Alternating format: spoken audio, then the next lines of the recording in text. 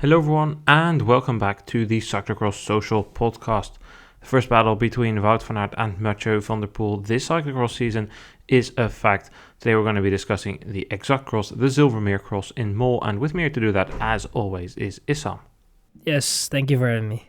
Yeah, as said, it was a much anticipated first battle between Mathieu van der Poel and Wout van Aert, but last year this was a super close battle. That was not really the case in Mol today. Mathieu van der Poel took the lead quickly in the first lap. Van Aert put himself in the second wheel. It was clear these two riders were by far the strongest. They distanced themselves. Quinten Hermans and Niels van der Putten managed to yo-yo off the back a little bit. But in the third lap, Van der Poel placed an attack and blew Van Aert away. That gap went out super quickly. Within no time, the gap was 20 seconds. The gap went out to 1 minute and 20 seconds at the end of the race. Van der Poel comfortably won his second race of the season, also automatically taking his second win. Therefore, he's keeping his 100% win streak. Wout van Aert ended second, as said, 1 minute and 20 behind, and then the gap to Niels van der Putten, who managed to fight off his teammate Quinten Hermans for the third spot. That gap was 2 minutes and 15 seconds. Some gaps, only the top 10 managed to finish the race. All the rest got pulled. They were too far behind, and yes, the starters were not the most packed, but just 10 finishers from 61 starters. Man, that was a beating. Van der Poel clearly the best today, Issam. Yeah, absolutely, no doubt about it. I think that it was, you saw the signs in the first lap. I think that it was like it was going to be a battle between the two, but you just saw in certain sand passages that Van der Poel was comfortably better than Van Aert, and then at a certain point that is obviously going to crack, especially because Van Aert was not as smooth as Van der Poel through the sand. And I think that at the moment, after this race, we can definitely establish that there is a difference in level at the moment in terms of form between the two, and it's it seems that both riders also kind of see that situation and believe that there is that difference in level at the moment in terms of form. We know that Van Aert has his goals a little bit later in the season. Is not going to be participating at the Worlds. That is what we kind of saw today. The course as well. There is not a lot that Van Aert can use to his advantage. It was a very fast race. I think I heard somewhere it was like 31 kilometers an hour average speed over a lap, which is crazy fast in cyclocross, especially in this time of the year. And yeah, it was just a masterclass by the current world champion, and Van der Poel dominated the field. Van Aert just didn't really have an answer, and the rest was kind of eliminated very, very quickly, halfway through the race, or we didn't even reach that and it was already done. The expectations have been set super high by last season. Last season was the best cyclocross season in years. Like, since the 2016-17 season, it's not been that good.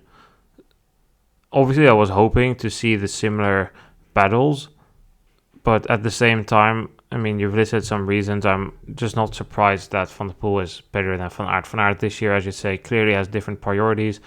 I agree with that. Last year he won here pretty much because he was a way better runner than Van der Poel. I do still rate Van der Poel as a slightly better rider than Wout van Aert on every course. Well, not every course, but almost all of them. So it's not really a surprise, but it would have obviously been nice to see like a proper battle between those two. I mean, it might still come. Van Aert kind of still needs to settle into a rhythm. He did race Esse, but that's like 2 weeks ago already. So it makes sense that it takes a little bit of time for him to get into it.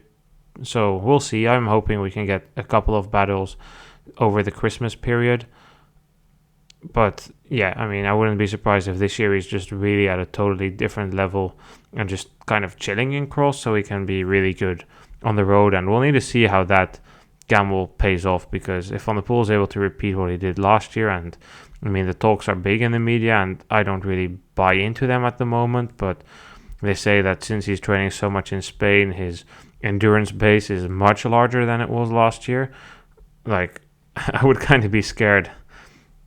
But then again, I think it's kind of overblown. So, yeah, it is what it is. And I'm hoping that we could see I doubt it's going to be tomorrow in Antwerp, but like maybe in Gavre or when we come to Diegem or Loenhout, Zolder, like on those type of courses, I'm hoping we can see some battles because at the end of the day, that's what we all want as neutral observers. But I can also, to an extent, enjoy like a demonstration like this. I said it last week in Herentals, like we have to respect the level of performances he puts out. This is not like it's Champions League level performances, it's Super Bowl level performances by Mathieu van der Poel, and then it's no shame that Van Aert ends that far behind, and the rest ended even further behind. I mean, the start field was not that stacked. Obviously, it's an unclassified cross in a super busy period, so it makes perfect sense.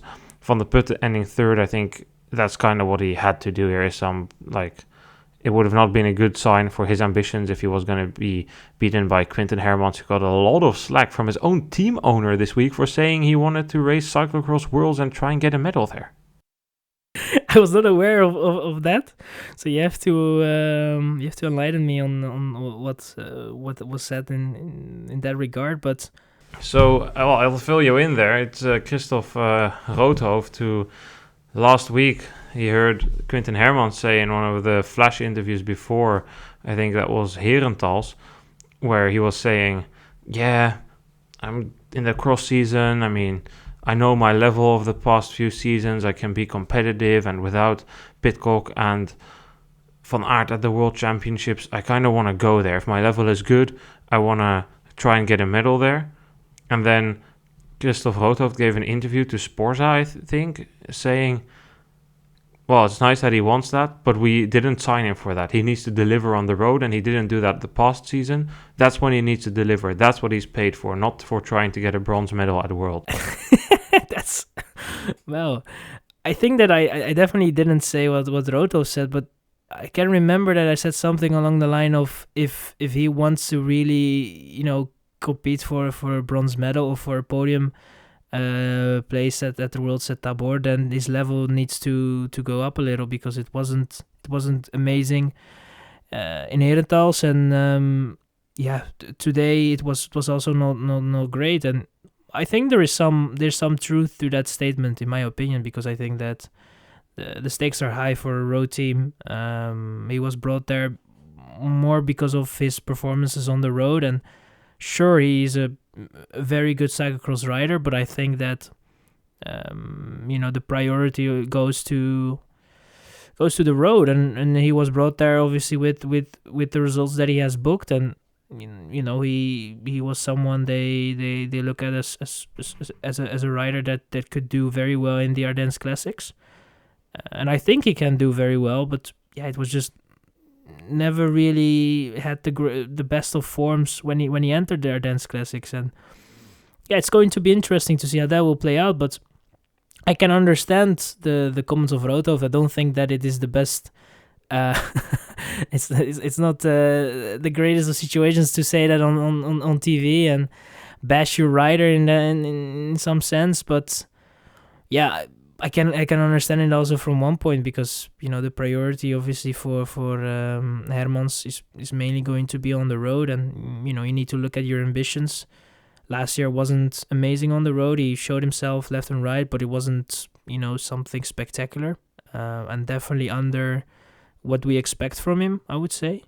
So yeah, there is some sense in what is said, and I think especially if you look at today as well, you see Van der Putte beating him.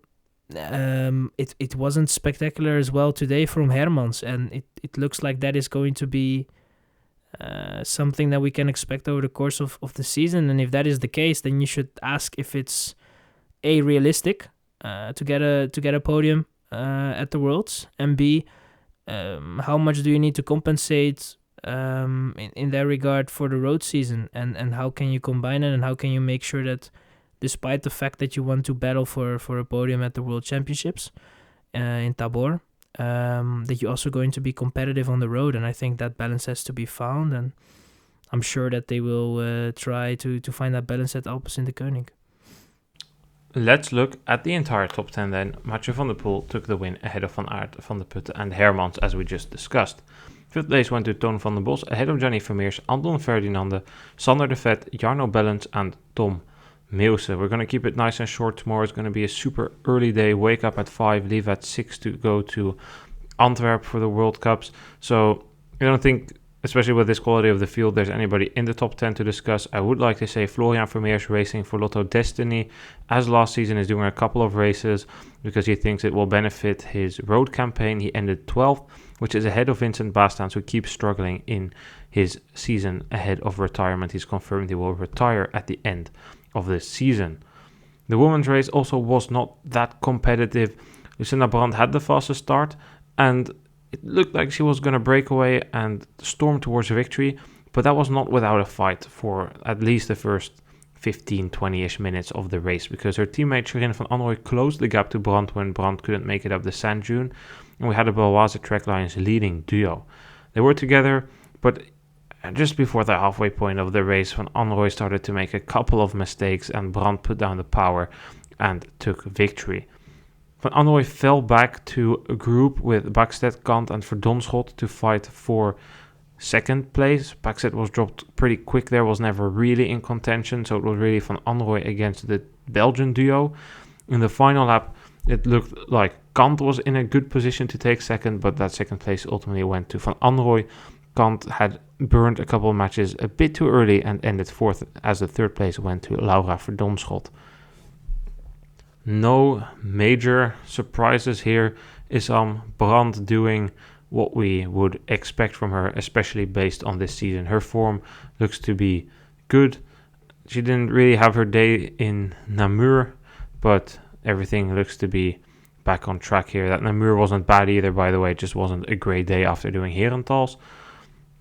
Now it's just a win, and it will be interesting. I'm really looking forward to tomorrow when we can see, hey, how is Brandt going to do against Van Empel? How is Alvarado going to do against Van Empel? How is Pietersen going to do? How is maybe even Van Anrooij going to do? I'll talk about her a bit later.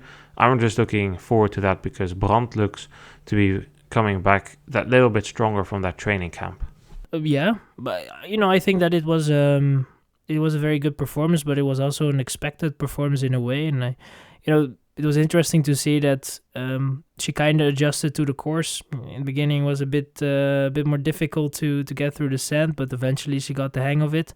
And while it wasn't perfect, it was definitely more than enough to maintain the lead and even make it a little bit bigger. So I think that was definitely good to see. And like you said, I think that at the moment Brandt is in a very good form, and in a form that definitely will make her able to challenge for podiums, so and maybe even victory. So who knows? I think that the sand is still an issue, and tomorrow is definitely that's going to play a role. And don't forget, the race of today will definitely, especially these type of races are not easy to get out of the legs. So you will most likely feel it on the Saturday.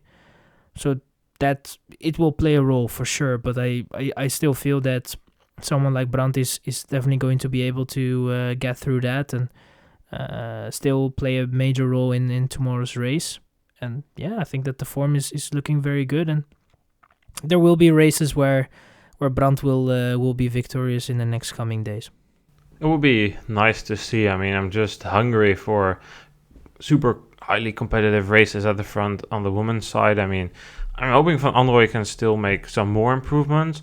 Today was not great. It wasn't bad. I think if we look at her season, she started with 3 races super early. Beringen, Trek, Cup and Waterloo.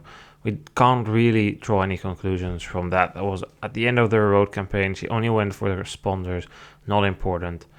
Then she had that weekend Boom, Flamanville. Flamanville was pretty good after a horrendous start. Boom was just a bad day. Namur, that's where I count the start of her real season. It was not good. It just wasn't good. We have to be honest. It was terrible, actually. But Mol, I feel like she just wasn't smooth. There were too many mistakes. It's like missing the rhythm. And if you just look at the numbers, you might say, well, how come she's done 6 races?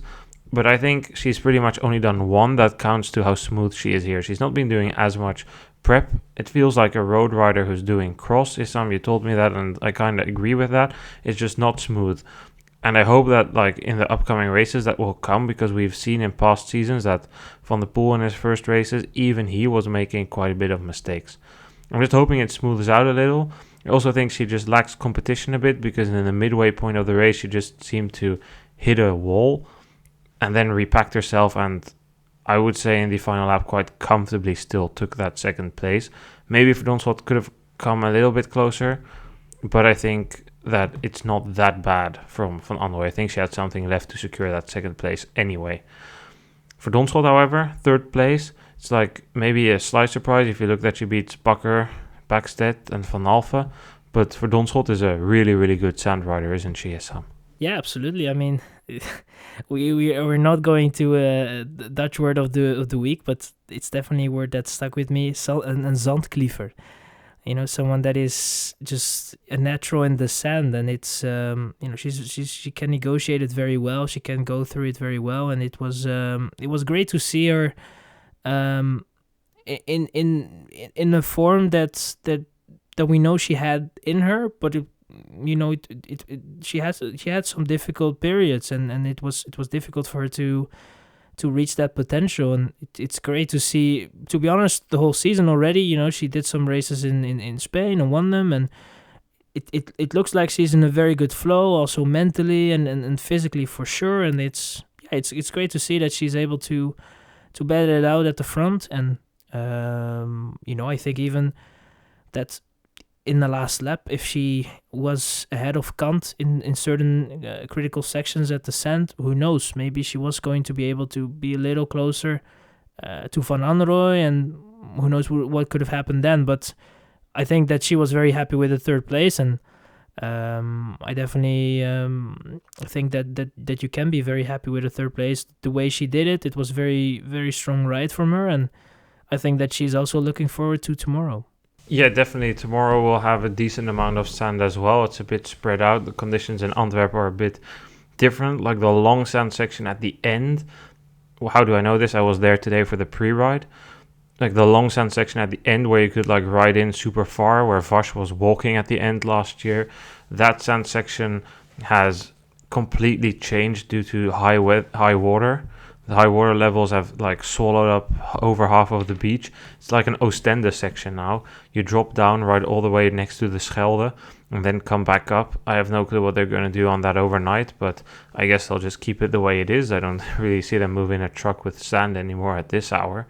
So it's changed a bit. It will be not benefiting for Verdon Schot. It will be a disadvantage for her, but I still think she will look forward to it. I do think, however, if you race today with how strong the wind was, you're going to be feeling that tomorrow. But yeah, it was a good result for her. I think Kant can also be relatively satisfied. Fourth after some time of competition. Her last race was in Flamanville, where she crashed and injured herself. That's not bad either. I think Kant is having one of her better seasons in the past years. If we look at the entire top 10, outside of the top 4, Brand, Van Anrooij, Verdon Schot and Kant, we find Backstedt ahead of Bakker, Van Alphen, Truiden, Julie Brouwers and Anna Kay. Again, not really all too much to comment. Not really the results I think Backstedt, Bakker and Van Alphen were looking for, but we can go over that a bit more extensive in tomorrow's podcast after the race in Antwerp, because as said, we're going to keep it nice and short today, and let's not go off one result. We'll talk about if there's a trend. I mean, for Bakker, sure, it's the third bad race in a row, but we'll come to that tomorrow if it continues. And yeah, that, because tomorrow is going to be a more important race. We'll have a bit more time. Issam, thank you for being here. Yes, no worries. Thank you for having me, and looking forward to the race of tomorrow. Yeah, we will be back tomorrow, or maybe the day after. We'll just take some time. What's the best to record? Either release it on the 24th or on Christmas Day. We'll probably aim for releasing it on the 24th, but yeah, it will depend. It's going to be a long day there in Antwerp. Going to be there for all the races, so hopefully it should be a good one. Thanks everyone for listening. Happy holidays and goodbye.